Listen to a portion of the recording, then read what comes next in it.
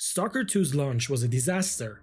It was riddled with game-breaking bugs, broken performance, and constant crashes. Over a year later, not only is the game finally playable, but some even claim it went from Eurojank to the ultimate survival experience. Its world is unique, it feels alive, and it's one of the most hardcore experiences ever. But after spending days in the zone, I watched enemies spawn in front of me, AI break constantly, and mutants that behaved like missiles. So here's the real question. Is Stalker 2 worth playing because they fixed it, or because the atmosphere is so good you're willing to overlook everything that's still broken? Here's what Stalker 2 gets right, and this is the part that keeps me coming back despite all the frustration. The game treats you like an adult, and I don't mean that in a pretentious way. I mean, the world doesn't care about you. You're not a hero. Nobody gives you discounts for being the protagonist. There are no legendary loot boxes sitting in a corner of the map waiting for you to find them. The game doesn't reward you generously for killing mutants. If you find something valuable, it's because you explored on your own, not because the game decided this is the moment that you should have it. The fast travel system is a perfect example of this. You can't just open your map and teleport anywhere like in a Ubisoft game. You have to find an NPC guide, pay them, and they'll take you to major settlements.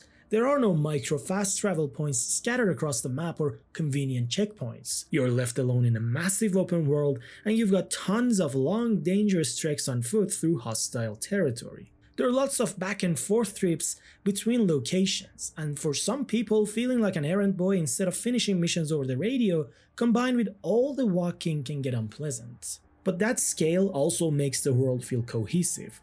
You learn the terrain, you remember dangerous routes, and you quickly learn that humans and mutants aren't the only dangers. Anomalies can be just as deadly, and one simple mistake can easily kill you. And that makes exploration matter. The world is worth exploring because the game doesn't hand you anything. You have to look for it.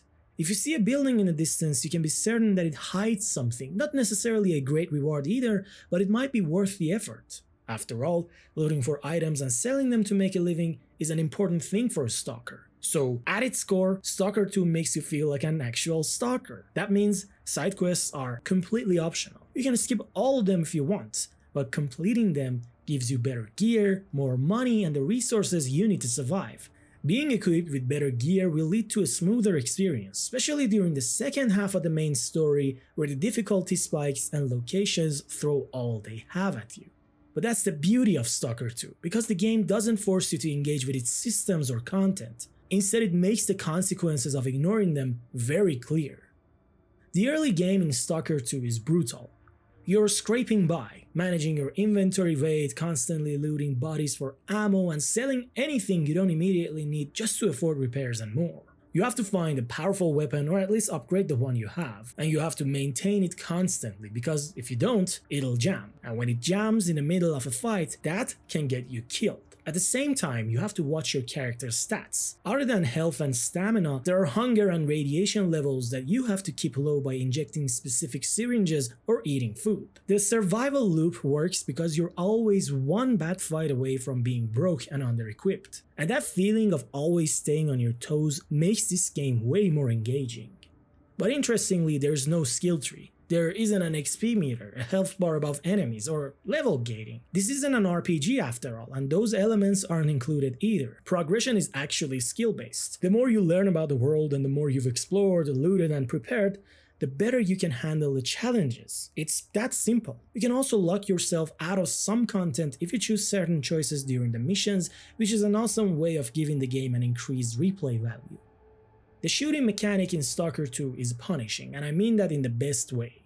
Headshots drop enemies instantly, positioning matters, and while you can run and gun, you really shouldn't because the ammo is expensive and mistakes can get you killed in seconds. There's a lot of variety in weapons, tools, artifacts, and armor. You can also upgrade and modify your gear. A properly tuned weapon handles better and deals more damage. Reinforced armor can protect you from specific hazards like radiation. It costs money, sometimes a lot of it, but those upgrades genuinely increase your odds in combat. And that's exactly why the AI problems stand out so much. So let's talk about how inconsistent the AI feels, which is arguably the biggest issue with Stalker 2. I'll split it into two parts. A, how enemies react to you, and B, how they react to the world. When it comes to the first one, Human enemies make stealth frustratingly unreliable. It's not impossible, but it lacks consistency, and that kills immersion. Sometimes enemies barely react to being shot.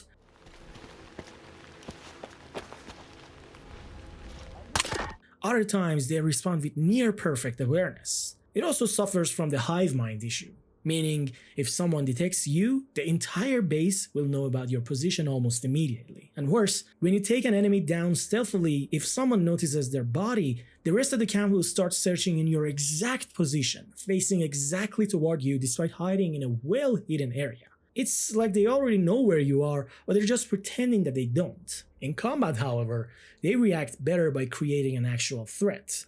They flank you by rushing up to you, throwing grenades, and constantly changing their positions. They try their best to kill you, and sometimes they might even win. Can't say the same thing about the mutants, however, because their reactions are incredibly limited, and as soon as they spot you, they start rushing and jumping at you like a missile. There isn't any variety in their movement and attacks, and sometimes it becomes incredibly annoying to deal with them. Not because of the difficulty, but because of how much they jump and change their direction almost immediately. Especially when they're smaller in size, this could become a real hassle. The second part of the AI, its interaction with the world, is actually more interesting. Sometimes you'll stumble onto a firefight between two factions, and it feels organic. NPCs are shooting each other, taking cover, and it looks like a real conflict. Other times you'll see them fighting mutants because a pack attacked a group of humans. NPCs roam the world, react to weather, and in extreme conditions like storms or emissions, they'll take shelter. Once it settles, they move back to their routine. It's all incredible, and the level of immersion it creates is undeniably impressive. But then, you see the seams. Enemies spawn directly in front of you. Guards get stuck in pointless loops. Events pop in so close to the player that the illusion shatters. The zone feels alive until you notice it's waiting for you to trigger things, and once you see that, you can't unsee it. Putting the issues aside, the zone is still one of the most oppressive open worlds I've seen. There's no comforting music, very few safe zones, and absolutely no hand-holding. The level design complements this perfectly. You will come across bases with multiple entry points, giving you freedom in how you approach them. The atmosphere is heavy, dead, and suffocating. The world looks empty, but it's not. There's danger everywhere. The ruins tell stories you can piece together if you explore carefully. The rain, Skiff's footsteps, the eerie music, it all makes the journey feel lonely and unique in the best way. By the way, the weather effects are nothing short of impressive. Storms, for example, aren't just visual effects. They're actual threats. For instance, lightning can strike anywhere, and that's certainly a dangerous thing. So combine it with the excellent sound design, and the game manages to sell the sense of danger and immersion perfectly well. All of these elements make the zone feel dynamic. It creates the illusion of a living, breathing ecosystem, and when that illusion holds, it's one of the best survival experiences on the market. Now, I don't want to spoil the story, but the character motivation for why Skiff, our main protagonist, becomes a stalker and enters the zone is a rather weird one. An anomaly destroyed his home, and instead of asking the government for help, he decides to venture into the zone to find answers. He's pissed off that his home got destroyed, and his response is to walk into one of the most dangerous places on Earth. It's kinda insane. But it works because Skiff is a loner type of character. You can decide to keep him that way or side with a faction, and your choices actually shape the world in ways that feel meaningful. The factions themselves feel grounded. They have believable motivations, and the way they interact with each other makes the zone feel politically alive. It goes beyond picking sides in a binary good vs evil conflict, and at times, it challenges your own morals. And the cutscenes reinforce that. The animations are incredible. There are regular cutscenes with very believable character movements, and then there are detailed ones that fully convey emotions in a way that pulls you deeper into the world. It makes you wonder why some AAA studios with massive budgets can't match this level of animation quality, especially when Stalker 2 was made during a literal war. Some argue that the voice acting in English is awkward, but frankly, I had no issues with it. You can easily change the language if it bothers you, but for some reason, Skiff's voice reminded me of Male V from Cyberpunk 2077, which is among my favorite voice actors. Who am I to judge? So, we finally got to meet in person? When was the last time you cleaned that thing? Kim's tend to misfire a lot if you don't take care of them. Supposed to go to the local Capitan Caliente. Know the place? Regardless, the voice fits the character and the world surprisingly well, and the rest of the cast does a solid job too. Could it have been better? Sure, but it's nowhere near as bad as some make it out to be. Beyond the main narrative, the side missions are where the world really breathes. Some are simply contracts, others unfold into morally gray situations that make you question who you're helping. They paint a picture of a world that existed before you arrived. What makes the story work is that it reinforces the atmosphere and immersion the game builds pretty much everywhere else. Skiff feels like he belongs in this world. The world feels dark and gritty even beyond the main story. The factions feel believable, the cutscenes feel weighty, and when the narrative clicks, it makes you forget about the AI glitches and the broken spawns because you're invested in what's happening. So that's the trade-off. The story isn't groundbreaking, but it's good enough to keep you in the zone even when the game's technical flaws try to pull you out. Also, you don't need to play the previous games to enjoy Stalker 2. The story references past events, but it's self-contained. Your character is a rookie who knows nothing about the zone. Just like a newcomer, he doesn't know anything about the world. That makes the game accessible because you're learning the world at the same pace as your character. The game won't hold your hand. You'll figure things out through trial and error. And if you're patient with that, it works. By the way, there's an engine update coming to the game that will improve performance and add some new technical features. But it should be noted that the game is very playable right now. The update will surely make it look better and run smoother, but fundamentally the game won't be any different.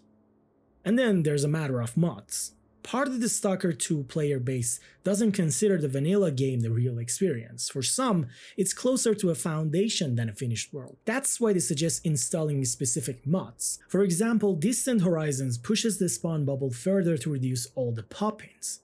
OXA expands the weapon systems to remove unnecessary restrictions, and other mods rebalance mutants completely, overhaul the weather system, and change how faction relations work and so on. With the right setup, Stalker 2 becomes harsher, deadlier, and more immersive. But mods don't fundamentally change the game. They just make the current systems work better. You know, the way some players actually prefer the game was launched at. So I think the vanilla Stalker 2 is strong enough to justify your time, but it can certainly be a lot better if you want it to.